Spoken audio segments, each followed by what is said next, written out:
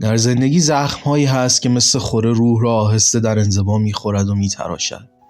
این دردها را نمی‌شود به کسی اظهار کرد، چون عموماً عادت دارند که این دردهای باور نکردنی را جزو اتفاقات و پیشامدهای نادر و عجیب بشمارند.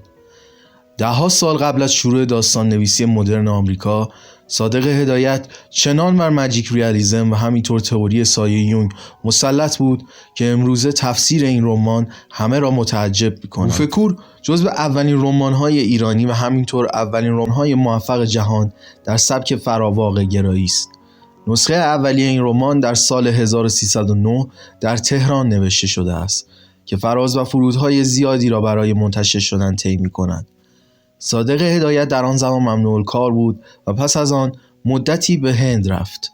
اما برخلاف باور عموم این رمان عجیب در تهران نوشته شده است و چندین سال بعد در هند نسخه اولیه آن چاپ می شود. این کتاب بارها به زبانهای مختلف جهان ترجمه شده و توان آن را تحسین برانگیزترین اثر این نویسنده دانست. اثری که آرتور میلر نویسنده گفته است: آرزوی من این است کتابی مثل بوف کور بنویسم. میتوان گفت راز این رمان و تحلیل آن هنوز کاری ممکن نیست، اما پژوهشگران زیادی از جمله استاد کاتوزیان تحقیقات زیادی در این رمان کردند.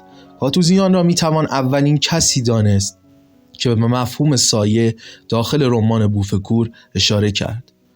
واژه سایه برای بخشی از شخصیت گفته می شود که به دلیل ترس، جهل، خجالت یا نبود عشق طرد شده‌اند.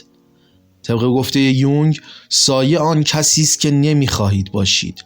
سایه نیمه تاریک وجود شماست، شامل جنبه‌های منفی و تاریک و حتی شیطانی می‌شود که سعی در مخفی کردن آن دارید.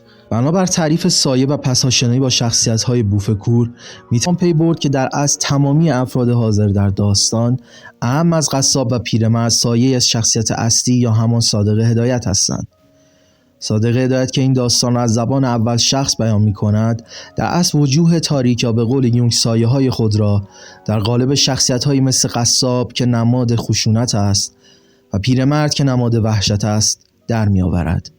از طرفی دو شخصیت زن داستان نیز دو روی سکه احساسات نویسنده نسبت به یک نفر است. نفرت که در روانکاوی و فلسفه شکل تغییرافته عشق و توجه است، اینجا نیز در ادامه همان عشق افسانه‌ای قسمت اول داستان می آید. صادق هدایت سرحد عشق و نفرت را نسبت به مفهوم زن و جنس مخالف نسبت به افکار خود به خوبی بیان می کند. به جز مفاهیم روانکاوانه و عجایب پیچیده این داستان، باید گفت صادق هدایت در پوشش این داستان به درونیات خود نیز توجه زیادی می کند. از ناامیدی‌های خود می گوید و اعتقادات را زیر سوال می برد. همینطور دیدگاه او را نسبت به چیزهای مختلف میتوان فهمید و جهانبینی او را بررسی کرد. در آخر باید گفت این بررسی ها تنها بخشی از جهان پیچیده بوف کور است و این شاهکار تکرار نشدنی هیچگاه به طور کامل واکاوی نخواهد شد.